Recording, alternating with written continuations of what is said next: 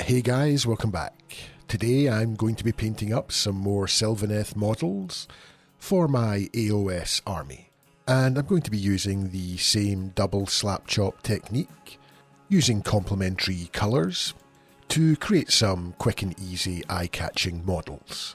And I'm going to be trying to tweak the magenta accent colour I did in my previous video, and try and bring it into more of a pink, just to see how that looks in comparison. With the idea being that I want to nail this colour scheme, before then moving on to some of the larger models in the range, like one of the large Tree Lords, and eventually the Ariella Everqueen model as well. I really like the look of the Ariella model, and think it would be quite a challenge to paint up.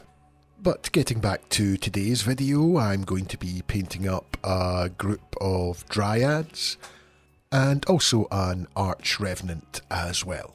And as always with my speed painting videos, the first part of the process is to prime the model in black, and then come in with some white ink, and build up a zenithal highlight that will act as the base for all of the upcoming contrast paints.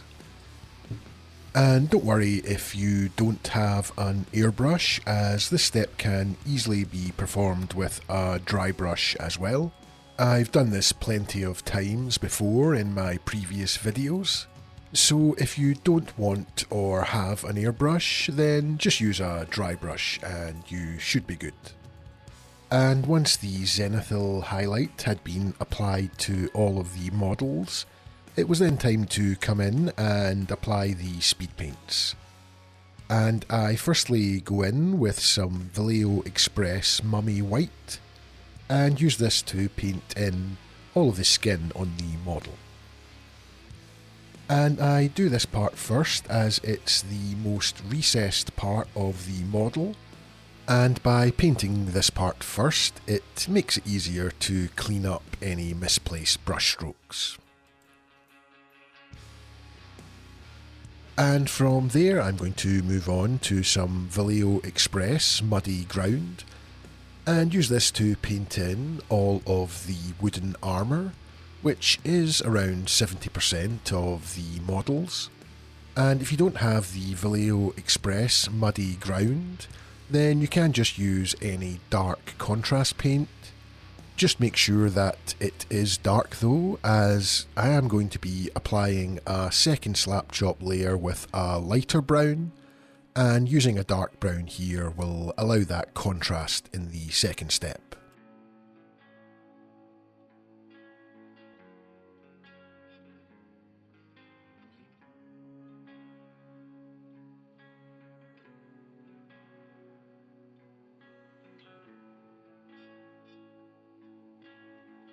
Next up, I use some Vallejo Express Battle Dress Brown, which is a much lighter brown than the previous colour, and I use this to paint in areas like the horns, the staffs of the weapons, and also the shield on the Arch Revenant as well.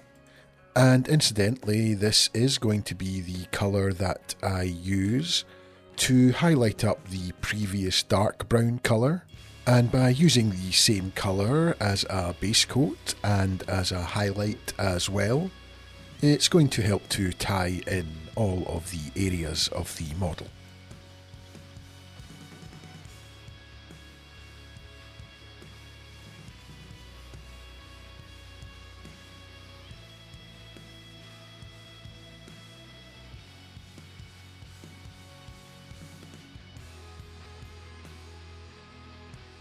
And then I just went in with some Vallejo Express Lancer Grey, and used this to paint in the main body of the insect on the back of the Arch Revenant.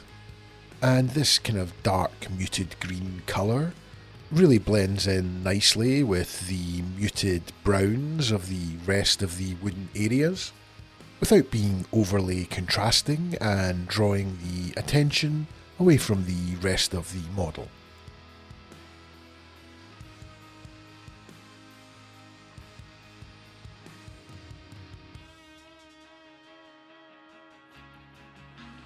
And at this stage I decided to add some 3D printed ferns to the base of all of the models. I'm going to be tackling the purplish pinkish accent colours next, and these are going to be part of these accents, so I wanted to get them added now rather than later on. And I'm then going to use a combination of 2 parts deep purple to 1 part hospitalier black to mix up a really nice and dark purple base colour. And I'm going to apply this to all of the accent areas, which is going to include all of the ferns, the blades of the weapons, the wings and cape on the Arch Revenant, and all of the leaves that are sticking out from the branches as well. Next it was time to apply the second zenithal layer for the double slap chop base. And I like to use Army Painter Company Grey for this, but honestly any white or off-white colour should do here. And I'm just going to use this to go in with a very light dry brush and use this to try and hit all of the very highest highlight points across the model. And you don't want to go overboard here, you do want to leave plenty of the previous colour still left behind. And once I had applied this across all of the models, I then decided that I wanted to apply the highlights to the Revenant's wings using an airbrush. You don't have to use an airbrush, you could just continue to use the dry brush.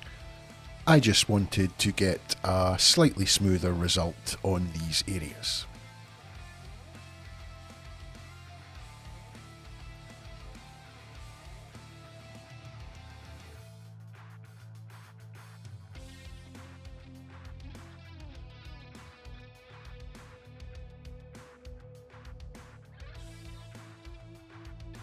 And before starting on the rest of the model's highlights, I wanted to continue on with highlighting up the purple.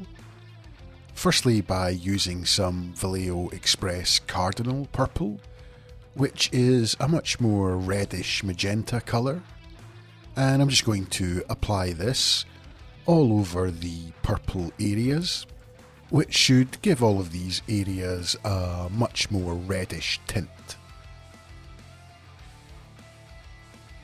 Next I'm going to try and tone down some of the brightness and saturation of the reddish purple colour with a magenta highlight using Spellbound Fuchsia from the Army Painter Magenta Dryad. And again I'm going to use an airbrush to apply these highlights to the wings, making sure I only hit the very tips of all of the wings and leaving plenty of the bright red magenta base coat still visible.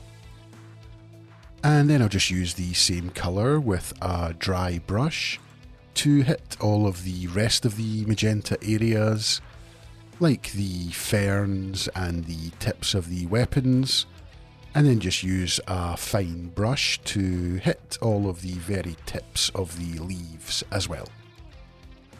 And now that I was happy with the magenta accents, it was then time to paint in the rest of the highlights.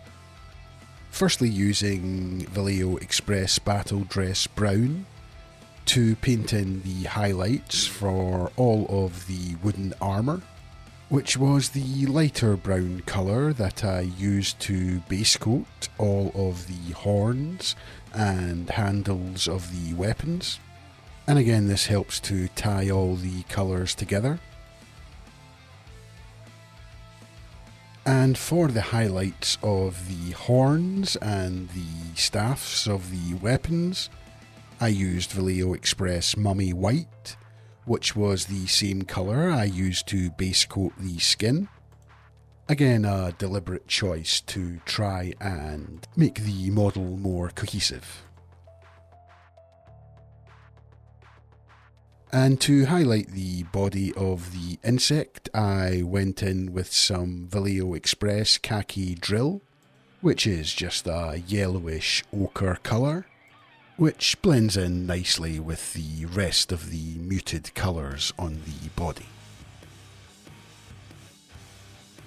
And I then decided that I wanted to push the magenta highlights even further, almost to a bright pink colour. And to achieve this, I went in with the brightest colour from the Army Painter Magenta Dryad, which was Diviner Light, to all of the tips on the magenta areas, which again should help to really push that bright magenta pink colour. And the final part of the process was to add some shade to the skin and the hair. And I decided to try out some Army Painter Grim Dark Shade, and this should just help to add some shade to all of the recesses and add a little bit of contrast to these areas. And I think the only other thing I did was, off camera, I quickly went in with an off-white colour and gave all of the skin and hair a very light dry brush, just to pick out all of the edges and raised areas. And that was the models now complete, and I'm fairly happy with the magenta accent colours. I feel like the additional magenta highlight steps really help to make the models pop, and as I mentioned before, I'm really looking forward to trying this technique out on some of the larger models in the Sylvaneth range, especially the large Ariella model on the giant beetle. But let me know in the comments down below what Sylvaneth model you'd like to see next, as I really want to expand my army with some of the larger and cooler models in the range. And as always, a big thank you to all of my Patreon subscribers and YouTube members. As an extra thank you to all of you, from this video onwards, I'm going to be releasing extended painting videos without commentary that will pretty much show the entire painting process with very minimal cuts. So if you're interested in seeing a full painting process for all of the models I paint, I'll leave a link to my Patreon and YouTube membership in the description down below, along with all of the paints I've used in today's painting video. But for now, thanks for watching, and I'll see you in the next one.